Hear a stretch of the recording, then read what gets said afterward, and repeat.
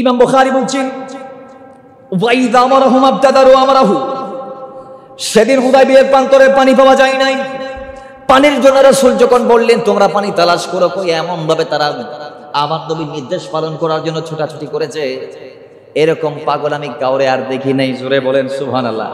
কারণ নবীজি যখন নির্দেশ দিত সেটা পালন করার জন্য সাহাবায়ে কেরাম পাগল পারা হয়ে যেত, তারা প্রতিযোগিতা করতো। 3 নাম্বার ইজা তাওদাআন কাদু ইয়াকতাতিলুনা আলা উযুহি, তা আমার নবী যখন ওযু করতো, আমার নবী কি করতো? ওযু।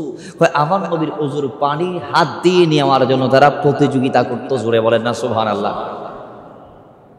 এই যে এখানে নির্দেশের ব্যাপারে কোরআন হাদিসে আসছে, কিন্তু ওযুর পানি এবং তুতোর ব্যাপারে কোরআন হাদিসে কোনো ইশারা, কিন্তু সাহাবায়ে কেরাম সেগুলোও করেছেন আমার নবীর মহব্বতে। ঠিক কিনা বলেন না? সেগুলোও করেছেন আমার নবীর মহব্বতে। তো যে সাহাবায়ে কেরাম রাসূলুল্লাহর ক্ষেত্রে কোনো দলিল খুঁজে নাই, আরে দলিল আমাদের জন্য সাহাবায়ে কেরামই যথেষ্ট। আমাদের দলিল তো সাহাবায়ে কেরাম। আল্লাহর নবী বলে দিয়েছেন ইন্না বানি ইসরাঈলা তাফারাকাত আলা 72 মিল্লাহ সাতাফতারিকু উম্মতিন আলা 73 মিল্লাহ কুল্লুহুম ফিন নার ইল্লা মিল্লাতান ওয়াহিদা ক্বালু মান হে ইয়া রাসূলুল্লাহ ক্বালা মা আনা আলাইহি ওয়া আসহাবি। 72 দল বনি ইসরাঈল হয়েছে, আমরা 73 এ বিভক্ত হব, তার মধ্যে 72 দল জাহান্নামে যাবে, ইল্লা মিল্লাতান ওয়াহিদা একদল জান্নাতি। সাহাবায়ে কেরাম বলেন ক্বালু মান হে ইয়া রাসূলুল্লাহ, কোন দল আমাদের ভিতর যেই দল জান্নাতে যাবে তারা কারা? নবী উত্তরে বললেন ক্বালা মা আনা আলাইহি ওয়া আসহাবি, যেই দলে আমি আছি আর তোমরা আছো। এখন বলুন, তাহলে বোঝা গিয়েছে রাসূলকে মানার নাম আহলে সুন্নাহ ওয়াল জামাত, সাহাবায়ে কেরামদেরকে মানার নাম আহলে সুন্নাহ ওয়াল জামাত। রাসূলকে মানার নাম জান্নাতের লিস্ট অর্জন করা।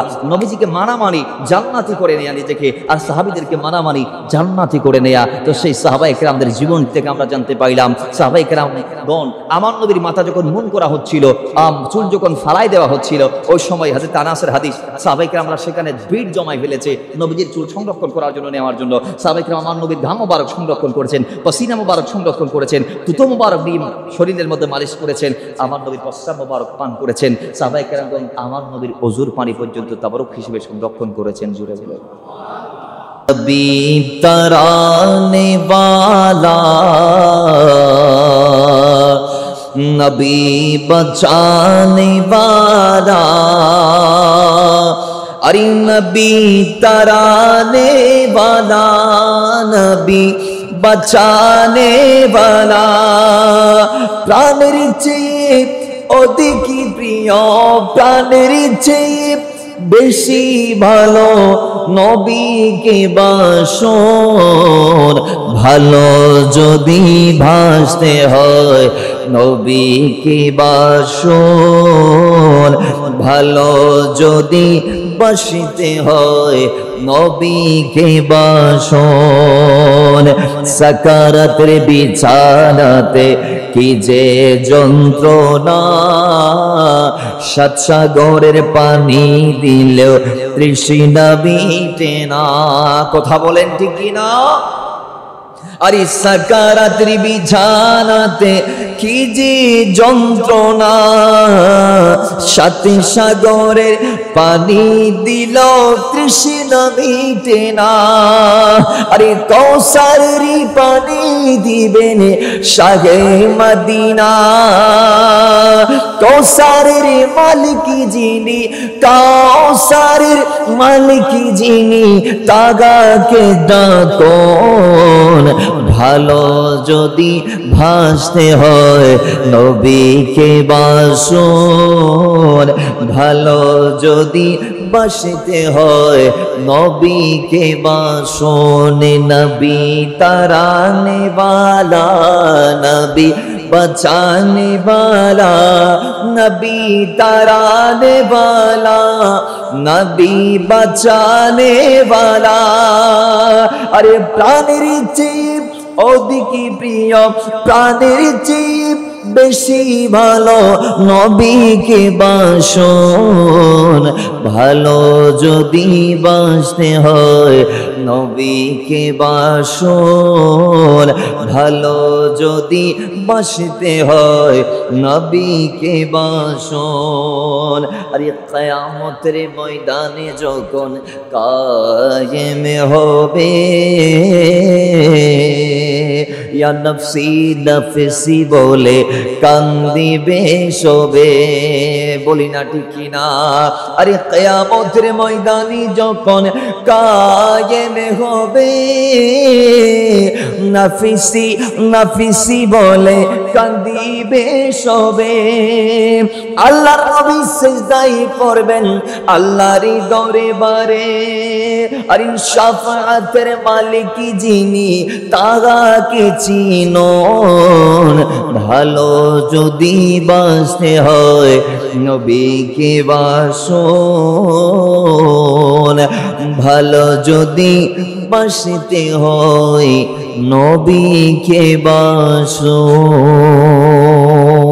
সূরা আল ইমরানের 31 নং আয়াত আল্লাহ পাক রব্বুল ইজ্জত ডাক দিচ্ছেন, বিসমিল্লাহির রহমানির রহিম, কুল ইন কুনতুম তুহিব্বুনাল্লাহা ফাত্তাবিউনি ইউহিব্বুকুমুল্লাহ। জোরে বলি আল্লাহু আকবার। আল্লাহ পাক ডাক দিচ্ছে, হাবিব আপনি বলুন,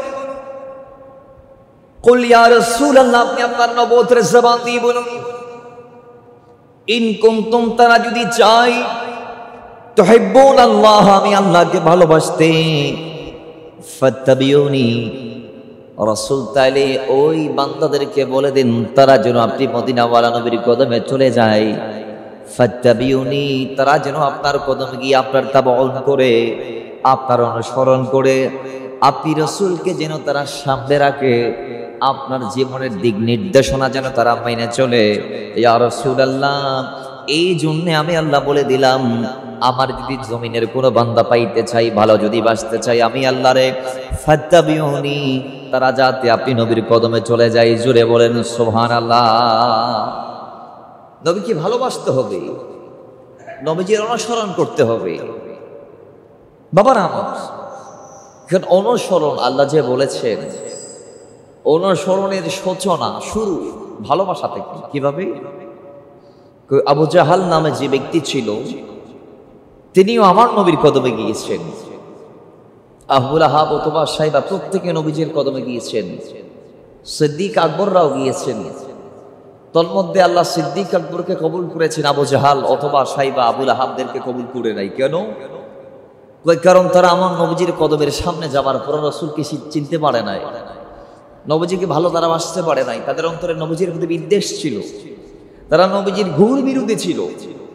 নবীজির মহাব্বত তাদের অন্তরে না থাকার কারণে আল্লাহ তাদেরকে নবীজির কদমে কবুল করে দেয়। আর সিদ্দিক আকবর প্রথম যাওয়াতেই মকবুল হয়ে গিয়েছেন। জোরে বলেন না সুবহানাল্লাহ। আবু জাহাল একবার দুইবার নয়, বারংবার গিয়েছে। একবার গিয়ে এটা জানতে চাই, রাসূল জানাই দেই। আরেকবার গিয়ে আরেকটা আবদার করে, আমার নবী সেটাও পূরণ করে। আরেকবার ডাক দিয়ে হাবিব বিন মালিককে নিয়ে আসি, আমার নবীর সাথে মোনাজারা করাই। সেই বাহাসে আমার নবীর জয় হয়। হাবিব বিন মালিক বলে, ইয়া রাসূলুল্লাহ, আসমানের চাঁদকে দুই টুকরা করে দেখাইতে হবে। আমার নবী দেখাইলেন। হাবিব বিন মালিক বলে, দ্বিতীয় একটি প্রশ্ন আছে, সেটা হচ্ছে আমার অন্তরে কি চাই সেটা বলতে হবে। নবীজি বললেন যে তোমার অন্তরে এখন তোমার মেয়ের কথা চলতেছে। তোমার একটা যে ঘরে মেয়ে আছে, বোবা, খুঁড়া, ল্যাংড়া, চলতে পারে না, বলতে পারে না, তার জন্য তোমার অন্তরে এখন জল্পনা কল্পনা হচ্ছে, তুমি তার কথা ভাবছো। এবং নবীজি বলেন, হাবিব বিন মালিক, বাসায় গিয়ে দেখো তোমার মেয়ে কথা বলা শুরু করে দিয়েছে। জোরে বলেন সুবহানাল্লাহ। হাবিব বিন মালিক দেরি না করে সঙ্গে সঙ্গে তিনি মুসলমান হয়ে গেলেন। আশিক বলছে, আরে চাঁদকে দুই টুকরা করে আঙ্গুলের ইশারায় ইহুদি কাফির সবাই মুসলমান হয়ে যায়। ইহুদি কাফির সবাই মুসলমান হয়ে যায়। চাঁদকে দুই টুকরা করে আঙ্গুলের ইশারায় ইহুদি কাফির সবাই মুসলমান হয়ে যায়। ইহুদি কাফির সবাই মুসলমান হয়ে যায়। আরে তিনি যে আল্লাহর হাবিব নবী মুস্তাফা, মারহাবা মারহাবা জানের নবী মারহাবা বলি মারহাবা মারহাবা প্রাণের নবী মারহাবা মারহাবা মারহাবা জানের নবী মারহাবা আল্লাহুম্মা সাল্লি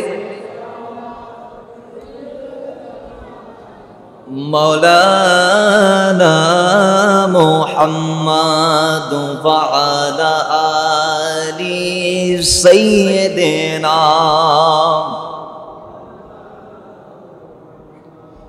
তো সেদিন রাসূল যখন চাঁদকে দুই ভাগ করলেন সবাই মুসলমান হয়ে গিয়েছে এমন কি আবু জাহাল চাকে এনেছেন আমার নবীর বিরুদ্ধে বাহাসের জন্য তিনিও কলমা পড়ে ফেলেছে তারপরও আবু জাহাল বলে না তারপরও আবু জাহাল হতে পারে নাই মুসলমান বাবার আমার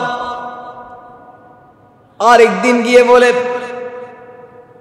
বাতিজা আমার হাতের ভিতর কি আছে এগুলা যদি তুমি বলতে পারো আমি কলমাটা নিয়ে নেব মুসলমান হয়ে যাব তোমার কদমে আমি চলে আসবো রাসূল সাল্লাল্লাহু আলাইহি ওয়াসাল্লাম ডাক দিয়ে বলছেন আবু জাহাল হাতের ভিতরে কি আছে এগুলো আমি বলবো না কি হাতের জিনিসগুলা বলবো আমি রাসূলকে কি আমি এদের পরিচয় দিব নাকি তারা আমার পরিচয় দিবে তখন আবু জাহাল ডাক দিয়ে বলে এগুলা তো নিষ্প্রাণ কথা বলতে পারে না সুবহানাল্লাহ বাতিজা মুহাম্মদ সাল্লাল্লাহু আলাইহি ওয়াসাল্লাম ও নবী এগুলা তো কথা বলতে পারে না দয়াল নবী রাহমাতুল লিল আলামিন ডাক দিয়ে বলে আবু জাহাল আমি যদি নির্দেশ দেই এই মুষ্টিবদ্ধ পাত্র কথা বলতে পারে তখন আমার নবী ডাক দিয়ে বললেন ও আবু জাহালের হাতের ভিতর মুষ্টিবদ্ধ পাথর তোমরা বলে দাও আমি কে তখন আল্লাহর কসম পাথর কলমা পড়ে আমার নবীর সাক্ষ্য দিয়েছে জোরে বলেন সুবহানাল্লাহ পাথর আমার নবীর পরিচয় দিয়েছে সেদিন পাথর রাসূলকে চিনেছে কিন্তু আবু জাহাল তারপরে চিনতে পারে আরেকদিন গেল আরেকটা আবদার করলো রাসূল উত্তর দিল তারপর কলমা পড়ে নাই সর্বশেষ গিয়ে বলে মুহাম্মদ সাল্লাল্লাহু তাআলা আলাইহি ওয়াসাল্লাম আল্লাহর এই জমিনে তোমার মতো কুশিদ দেখতে আমি দেখি নাই একটু পরে সিদ্দিক আকবর এসে ডাক দিয়ে বলে ইয়া রাসূলুল্লাহ আপনার মতো আমি শ্রেষ্ঠ কাউরে দেখি নাই হযরতে হাসান বিন ডাক দিয়ে বলছে ইয়া রাসূলুল্লাহ ওয়া আহসানু মিনকা লান তারাকাতু আইনিন ওয়া আজমালু মিনকা লান তালিদিন নিসাউ খলিকতা মুবাররাআন মিন কুল্লি আইবিন কাআন্নাকা কদ খুলিকতা কামা তাশা ইয়া রাসূলুল্লাহ আপনার মতো উৎকৃষ্ট আমি কাউরে দেখি নাই আপনার মতো দামি আমি কাউরে দেখি নাই আপনার মতো আইব মুক্ত আমি কাউরে দেখি নাই ইয়া রাসূলুল্লাহ আল্লাহ আপনারে বানিয়েছে তো বানিয়েছে যেমন তেমন ভাবে বানাই নাই আপনি মদিনাওয়ালা যেইভাবে চেয়েছেন আমার আল্লাহ আপনাকে সেইভাবে বানিয়েছে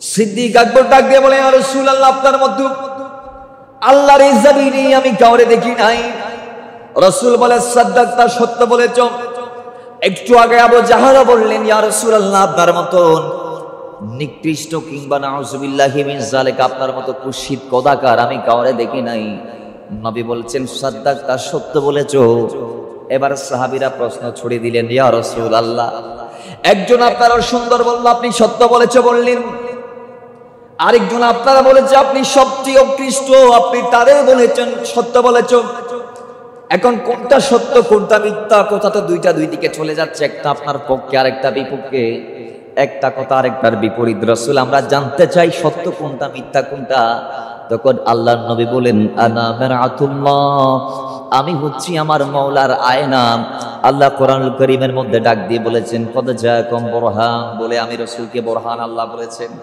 আমি আল্লাহর দলিল আনা মারাতুল্লাহ আমি আল্লাহর আয়না আয়নার সামনে ব্যক্তি যখন দাঁড়ায় সে নিজেকে নিজেই দেখতে পাই আয়নার সামনে সে তার রূপ দেখতে পাই তো আমি রাসূল আল্লাহর আয়না আমার সামনে যখন আবু জাহাল দাঁড়াইলো সে নিজেই দেখতে পাইলো সে দেখতে পাচ্ছে আল্লাহর এই জমিনে আবু জাহেলের মতো কুশিত কেউ নাই আর সিদ্দিক আকবর যখন আমি রাসূলের সামনে দাঁড়াইলো আমি আল্লাহর সামনে দাঁড়িয়ে আল্লাহর আয়নার সামনে দাঁড়িয়ে সিদ্দিক আকবর দেখতে পাচ্ছে উম্মতের ভিতরে সিদ্দিক আকবরের মতো দামি কেউ নাই, জুড়ে বলে। এজন্য উভয়কে আমি সত্য বলেছি। তো একজন একবার গিয়ে কবুল, আর একজন হাজারবার গিয়ে কবুল হলো না কেন? একজন একবার গিয়ে নবীজির অনুসরণ, আল্লাহ যা বলেছেন ফাত্তাবিউনি, এটা করে ফেললেন। আর একজন বারবার গিয়েছে, তারপরও ফাত্তাবিউ, এটার ভিতর সে যাইতে পারে নাই। কেন পারে নাই? কই কারণ হচ্ছে একটাই, নবীর ভালোবাসা আবু জাহালের অন্তরে ছিল না। বিদায় নবীজিকে অনুসরণ করা তার পক্ষে সম্ভব হয় নাই। সুতরাং বোঝা গিয়েছে আল্লাহর জমিনে আল্লাহর হাবিবকে তারাই মানতে পারবে, তারাই নবীর অনুসরণ করতে পারবে যারা সাচ্চা নবীর আশিক, সাচ্চা নবীর দেওয়ানা, যারা অন্তর থেকে নবীকে ভালোবাসে, জুড়ে বলেন। যারা অন্তর থেকে নবীকে চাই, তারা ছাড়া আল্লাহ নবীর অনুসরণ জমিনের কেউ করতে চাইলেও পারবে না। বাবার আমার আবু জাহাল গিয়েছে বারংবার, কিন্তু পারে নাই, কারণ ভিতরে রাসূল নাই, ভিতরে রাসূল প্রীতি নাই, ভিতরে নবীজির মুহাব্বত নাই। এই জন্য তাবন যদি আপনি করতে চান, নবীজির ভালোবাসা লাগবে। তো আল্লাহ বলছেন কুল ইন কুনতুম তুহিব্বুনাল্লাহ, রাসূল যদি তারা আমারে পাইতে চাই ফাত্তাবিউনি, তাদেরকে বলেন আপনি রাসূলের কদমে যাইতে, আপনাকে ভালোবাসতে, আপনাকে অনুসরণ করতে, আপনার তাবন করতে। ইয়া রাসূলুল্লাহ, তারা যদি আপনাকে ভালোবাসতে পারে, আপনার অনুসরণ যদি করতে পারে, ইউহিব্বুকুমুল্লাহ, আমি আল্লাহ তাদেরকে ভালোবাসবো। আর আমি আল্লাহ যখন তাদেরকে ভালোবাসবো, তখন হাদিসে পাকের মধ্যে আসে, সহিহ মুসলিমের বরাতে হাদিস কানে এসেছে, মিশকাতুল মাসাবির 425 নং পৃষ্ঠার মধ্যে হাদিস কানে এসেছে, আল্লাহ হাবিব সাল্লাল্লাহু আলাইহি ওয়াসাল্লাম বলছেন, ক্বালা রাসূলুল্লাহ সাল্লাল্লাহু তাআলা আলাইহি ওয়াসাল্লাম, ইন্নাল্লাহ ইযা হাব্বা আবদান, আল্লাহ যখন জমিনের কাউরে ভালোবাসে, দা জিবরিল, আল্লাহ জিবরাইলকে ডাক দেই, তখন আল্লাহ পাক ডাক দিচ্ছেন, দা জিবরিল ফাকাল ইন্নী ইউহিব্বু ফুলানান ফাহিব্বাহু, জিবরাইল জমিনের অমুক বান্দার আমি ভালোবাসি। আল্লাহ ডাক দিয়ে বলে, জিবরাইল, তুমি জিবরাইলকে আমি দায়িত্ব দিলাম, তুমিও আমার অমুক বান্দারে ভালোবাসো, জুড়ে বলে। কয় আল্লাহ বলার পরে জিবরাইলও এবার আল্লাহ, যিনি আল্লাহর ভালোবাসার পাত্র, যিনি তারে আল্লাহ ভালোবাসে, জিবরাইলও ভালোবাসি। এরপরে আল্লাহ পাক সুবহানাহু ওয়া তাআলা ওই গোলাম জিবরাইল এবার আসমানের মধ্যে চলে যায়। আসমানের মধ্যে গিয়ে ক্বালা ফায়ুহিব্বুহু জিবরিল, জিবরাইল ভালোবাসার পরে সুম্মা ইউনাদি ফিস সামা, আসমানের মধ্যে গিয়ে জিবরাইল বলে, ফায়াকুল ইন্নাল্লাহা ইউহিব্বু ফুলানান ফাহিব্বুহু ফায়ুহিব্বুহু। কয় এই আহলুস সামারা শুনো, ও আসমানবাসীরা শুনো, ওই যে জমিনের অমুক আল্লাহর বলি, ওই যে জমিনের অমুক বান্দা, সে আল্লাহর ভালোবাসার পাত্র হয়েছে, আল্লাহ তাকে ভালোবাসে, আমি জিবরাইলও তারে ভালোবাসি। আমি তোমাদের লিডার, আমি তোমাদেরকে বলছি, তোমরাও অমুক বান্দাকে ভালোবাসো, জুড়ে বলেন। তোমরাও ভালোবাসো, তারে আল্লাহ ভালোবাসে, আমি ভালোবাসি, তোমরাও ভালোবাসো। তখন সমস্ত আহলে সামারা ওই বান্দাকে ভালোবাসে, যাকে আল্লাহ জমিনে ভালোবাসে, তাকে এবার ফেরেশতারাও ভালোবাসে। এরপরে ওই সমস্ত ফেরেশতারা মিলে এবার জমিনের মধ্যে চলে আসে। ক্বালা সুম্মা ইউদাউ লাহুল কাবুলা ফিল আরদ, এবার ফেরেশতারা আসমান থেকে জমিনে আসার পরে যাকে আল্লাহ ভালোবাসে, তাকে ফেরেশতারা জমিনের মানুষদেরকেও ভালোবাসার ব্যবস্থা করে দেয়, জুড়ে বলেন সুবহানাল্লাহ। যেমন শাহজালাল ইয়ামানি, জন্ম কি এখানে না, জন্ম কোথায়? কই ইয়ামানে, গরিব নওয়াজ, বাড়ি কি এখানে হিন্দুস্তানে? কই না, তো কোথায়? তার জন্ম হয়েছিল সানজারে। কোথায়? সানজার। তো তারা এসেছে, তারা অতিথি। কিন্তু আজকে পৃথিবীর জমিনে গরিব নওয়াজ এমন একটি ব্র্যান্ডে পরিণত হয়েছে। হযরত গৌসে আজম আব্দুল কাদের জিলানী, দাতা গঞ্জ বখশ, এইভাবে জগৎ শ্রেষ্ঠ যত আল্লাহর ওলি আছে, হযরত গৌসে আজম থেকে শুরু করে প্রত্যেকের বাড়ি এক এক জায়গায়, কিন্তু তাদেরকে আল্লাহ ভালোবাসার মতো এমন একটা অবস্থানে দিয়েছেন যে তাদের বাড়ি পৃথিবীর এক কর্নারে হলেও পৃথিবীর অন্য কর্নারের ব্যক্তিরা তাদেরকে ভালোবাসে।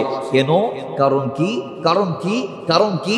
তাদের জন্মের সাথে আমাদের কোনো কানেক্টেড নাই, তাদের বেড়ে ওঠার সাথে আমাদের কোনো সম্পর্ক নাই। তাদের বাড়ি এক জায়গায়, তাদের বাড়ি এক জায়গায়, আমাদের বাড়ি আরেক জায়গায়। তাদের শৈশবের কাটানো মুহূর্তগুলো এক জায়গায়, আমাদের শৈশব কাটানোর মুহূর্ত আরেক জায়গায়। তাদের জন্ম হয়তো আমাদের কেউ কারো 1000 বছর আগে, কারো কারো জন্ম হয়েছে 500 বছর আগে, কারো কারো জন্ম হয়েছে 100 বছর আগে, কারো কারো জন্ম হয়েছে 1200 বছর আগে। কিন্তু আজকে শিমাল থেকে জনব, মসজিদ থেকে মাগরিব ঢোল পিটাইলে দেখা যাবে সবাই বলবে আমরা গরিব নামাজকে ভালোবাসি। মসজিদের ব্যক্তিরা বলবে আমরা গরিব নামাজকে ভালোবাসি, মাগরিবের ব্যক্তিরা বলবে আমরা গরিব নামাজকে ভালোবাসি, উত্তর দক্ষিণের ব্যক্তিরাও বলবে হ্যাঁ আমরা গরিব নামাজকে ভালোবাসি। কেন কেন? কারণ কি? কারণ হচ্ছে গরিব নামাজ যখন আল্লাহর নবীর আওলাদ হয়ে জমিনে কদমটা দেওয়ার পরে আল্লাহর নবীর সম্পূর্ণ যখন তাবউন সে করতে পেরেছে, নবীজির মহাব্বত অন্তরে রেখে সে যখন নবীজির অনুসরণ ইত্তেবা করতে পেরেছে, সেই যখন নবীর ইত্তেবাই নিজের জিন্দেগিটাকে কোরবান করতে পেরেছে, তখন আল্লাহ পাক সুবহানাহু ওয়া তাআলা মুসলিম শরীফের হাদিসের বরাত আমি বলছি যে আল্লাহ তখন তাকে ভালোবেসে ফেলেছে। আল্লাহর কোরআনও বলেছেন ফাত্তাবিউনি, আমি আল্লাহ তারে ভালোবাসি। ফাত্তাবিউনি, যখন সেই বান্দা আমার নবীর কদমে চলে যাবে তখন ইউহিব্বুকুমুল্লাহ, আমি আল্লাহ তারে ভালোবাসবো। আমি ভালোবাসার সঙ্গে সঙ্গে আমি আল্লাহ ফেরেশতাদেরকে ডাক দিয়ে বলি, দিনের রাইস তাকে বলি, ওই বান্দা গরিব নামাজ, গৌসে আজম, খাজা চৌরবি, অমক আল্লাহর বলি, আহমদুল্লাহ মেজবান্ডারি, জিয়াউল হক মেজবান্ডারি, গাজী দ্বীন মিল্লাত ইমাম শের বাংলা, তাকে আমি আল্লাহ ভালোবাসি। জিবরাইল তুমিও ভালোবাসো।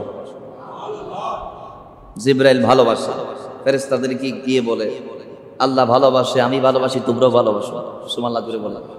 ফেরেশতারাও বলে ঠিক আছে আমরাও ভালোবাসি। এবার জমিনে পাঠাবে সুম্মা ইউদাহু লাহুল কাবুলা ফিল আরদ, তারা এসে জমিনবাসীদের কিছু ব্যক্তিকে সিলেক্ট করবে, এদের অন্তরে গরিব নামাজের ভালোবাসা ঢুকাই দিবে, এদের অন্তরে আল্লাহর ওলিদের ভালোবাসা ঢুকাই দিবে, এদের অন্তরে আল্লাহর মুহিব যারা আল্লাহর ভালোবাসা প্রাপ্ত হয়েছে তাদের ভালোবাসা ঢুকিয়ে দিবে।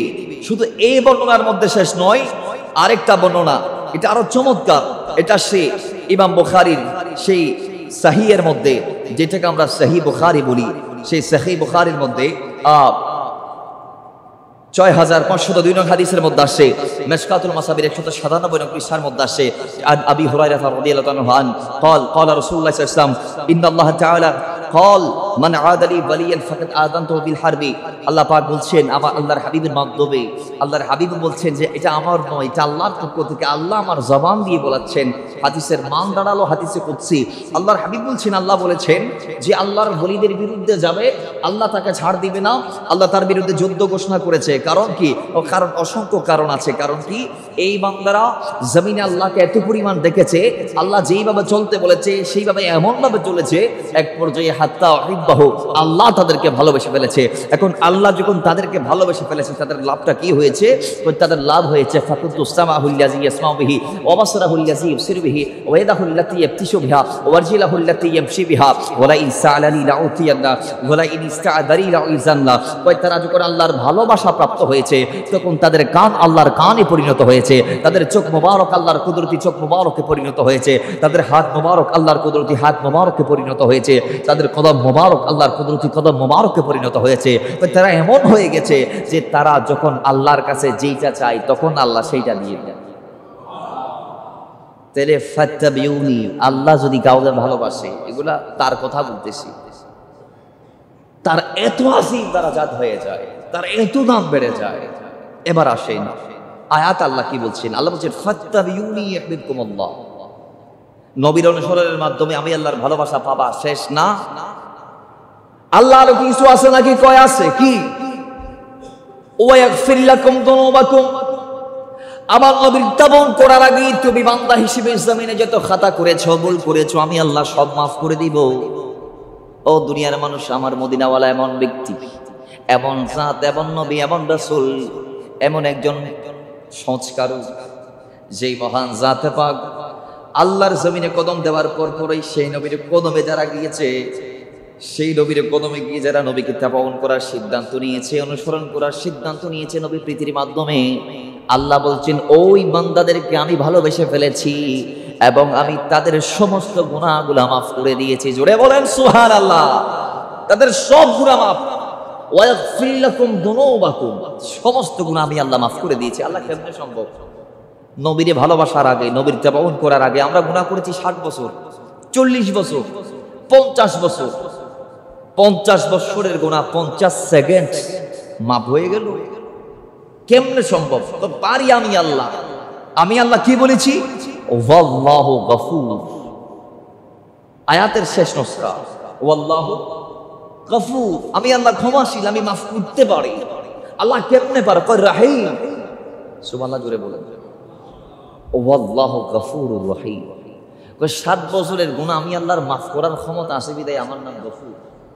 আর এত দয়া আমার ভিতরে আছে বিদায় আমাকে রহিম বলা হয়। রহিমের ব্যাখ্যায়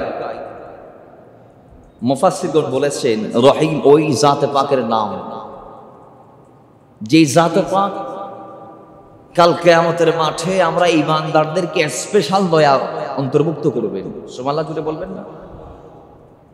আর রহমান ওই জাতে পাকের নাম যেই জাতে পাক রব হিসেবে তামাম বিশ্বকে চালায় এবং সবার প্রতি দুনিয়াতে দয়া করে। কিন্তু রহিম এটা ঈমানদারের জন্য। আল্লাহর এই নামের ফাজাইল প্রাপ্ত আমরা ঈমানদাররা হব, বিদর্মীরা হবে না। এজন্য আল্লাহ বলছেন আল্লাহু গফুরুর রহিম।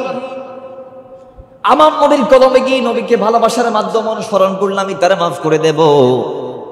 ও দুনিয়ার মুসলমান, সুতরাং জমিনের কেউ যদি আল্লাহকে পাইতে চাই, আল্লাহর গোলামি যদি কেউ করতে চায়, আল্লাহকে যদি কেউ নিজের করিব করে নিতে চাই, তাহলে নবী ছাড়া তার কোনো গতি নাই। কথা বলেন ঠিক কি না?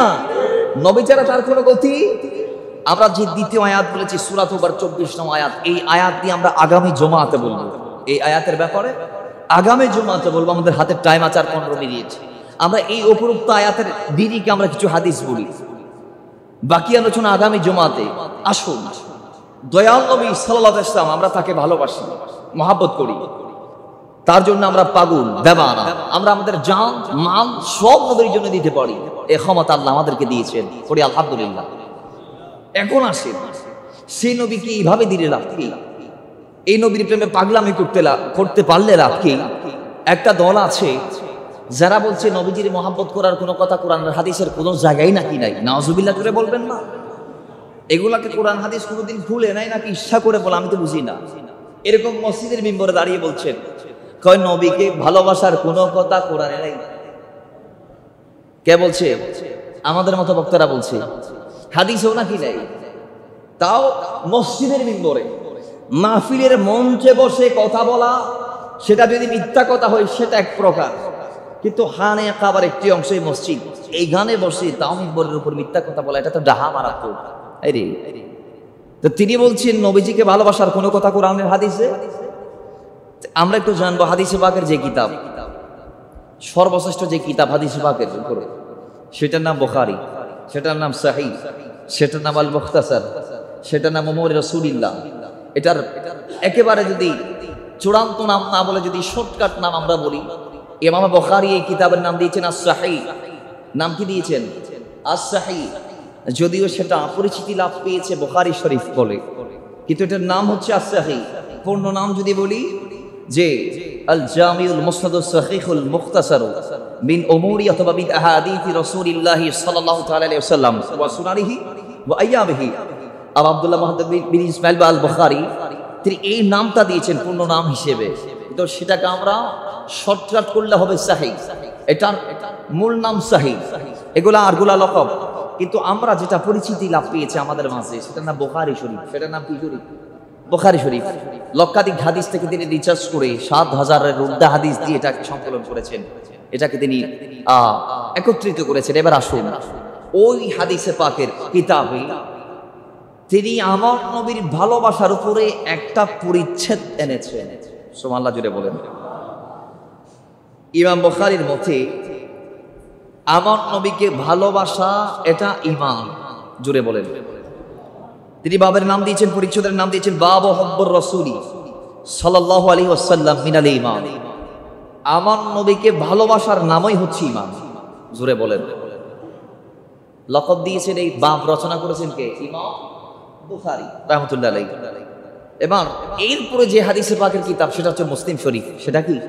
মুসলিম। সেখানেও আসছে ইমাম মুসলিম বিরাট আমার নবীর ভালোবাসা কেন্দ্রিক যে পরিচ্ছদে রয়েছেন সেটা বিরাট আকারে তিনি নাম দিয়েছেন বাবু উজুবি মাহাব্বাতি রাসূলিল্লাহি সাল্লাল্লাহু আলাইহি ওয়াসাল্লাম আকসারা মিনাল আহলি ওয়াল ওয়ালাদি ওয়াল ওয়ালিদি ওয়ান নাসি আজমাইনা ওয়া ইতলাকি আদাবিল ঈমানি আলা মান লাম ইউহিব্বুহু হাদিহিল মুহাব্বা, একটু জোরে বলেন সুবহানাল্লাহ।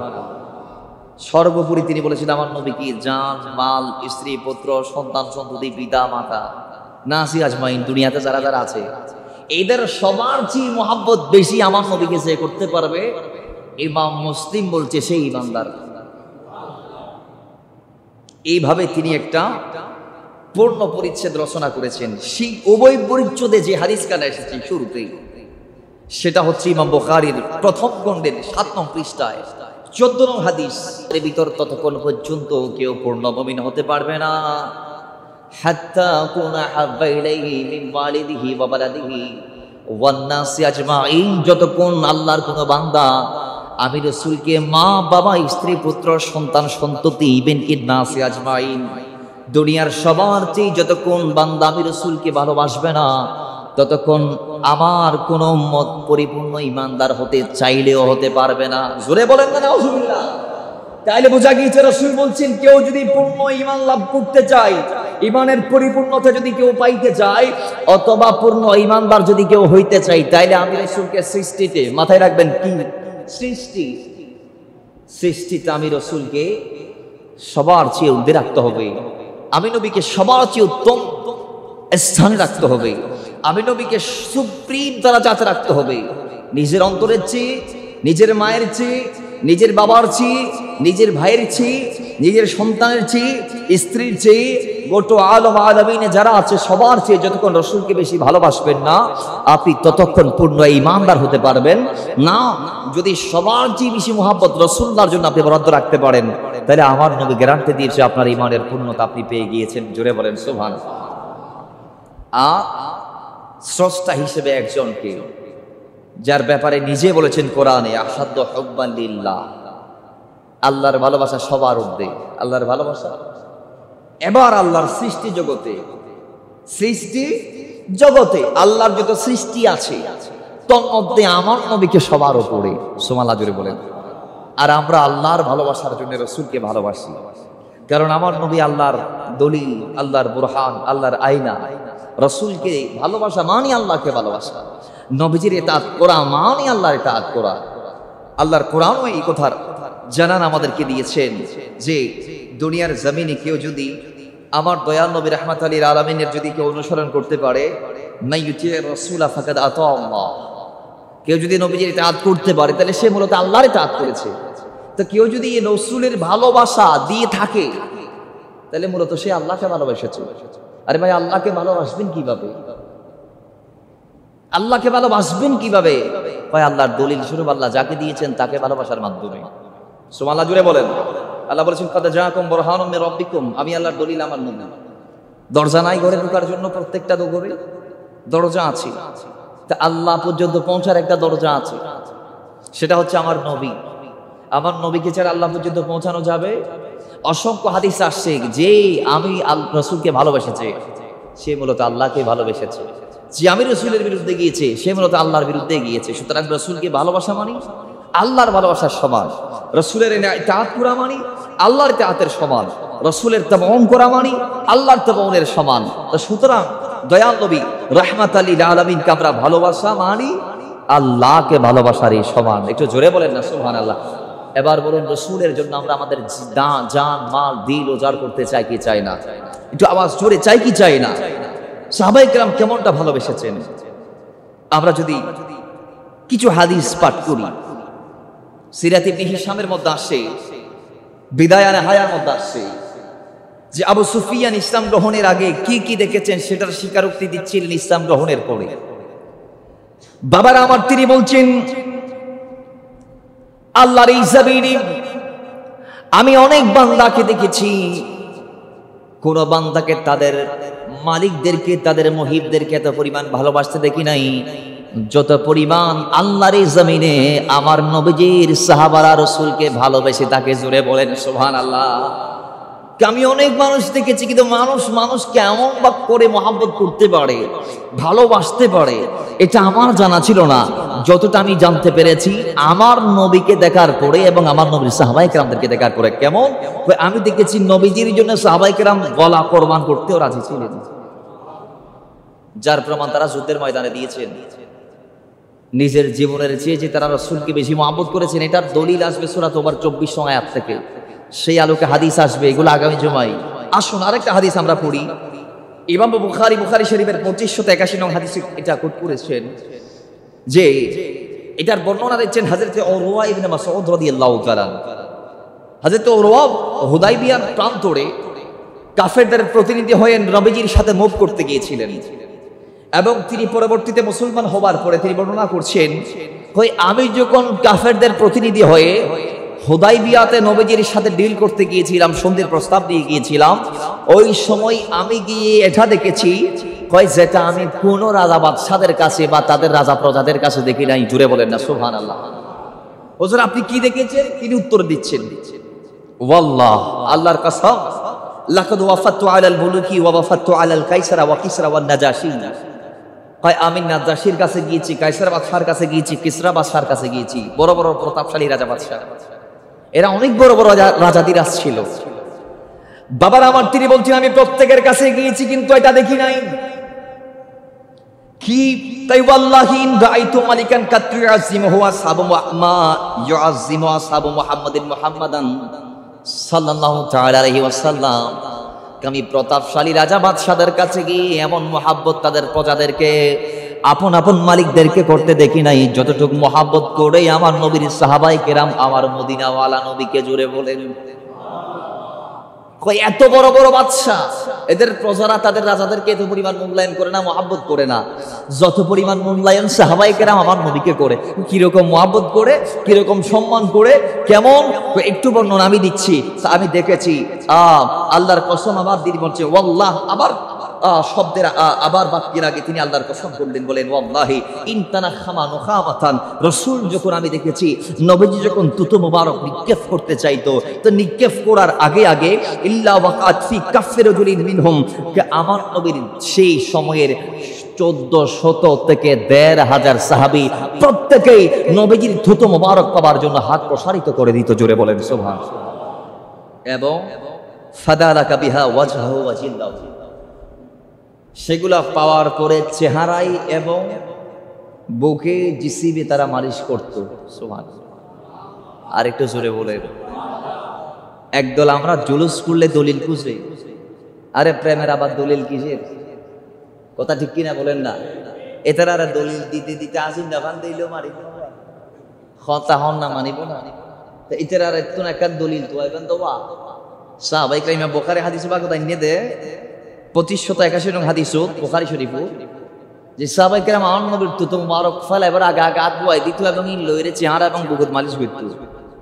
না বলো কোরআনের আয়াত দেখো অথবা হাদিস দেখো, যে আয়াতত আল্লাহ কত তোমরা নবীজির তুতু কি করো, চেহারাত মালিশ করো, অথবা নবীজির তুতু তোমরা সিনাত মালিশ করো, অথবা আম নবী হইয়ে না তুতু ফেলালি তোমরা লই ফেলাইবা, তোমরা সংরক্ষণ করিবা, অথবা তোমরা চেহারাত মালিশ করিবা। এই যে রাসূল হইয়ে দেন লোক হাদিস দেখো, কিয়ামত পর্যন্ত টাইম দিলেও দেখাতে পারিব না। কিন্তু সাহাবায়ে কেরাম গজ্জিরে না করে, গজ্জি তো বোঝা গিয়েছে সাহাবায়ে কেরাম আমার নবীর মুহাব্বতে কোনো দলিল খুঁজে নাই, যে যেমনে পারছে তেমনে করছে। সুবহানাল্লাহ জুড়ে বলবেন না? আর একটু জুড়ে বলেন না সুবহানাল্লাহ। সাহাবায়ে কেরাম নবীজিকে মুহাব্বত করতে গিয়ে কোনো দলিল খুঁজে, যে পাইছি তো সেই মাগছে, যে পাই নাই তারা তো পাইছে তো একজন, বাকিগুলা যে পাইছে তার থেকে ইজ্জত হাসিল করছে, তার থেকে মোবারক তাবরক হাসিল করছে। জোরে বলেন না সুবহানাল্লাহ। এরপরে বাবারা আমার ইমাম বুখারী বলছেন ওয়াইদা আমারহুম আবতাদারু আমারহু, সেদিন হুদায়বিয়ার প্রান্তরে পানি পাওয়া যায় নাই।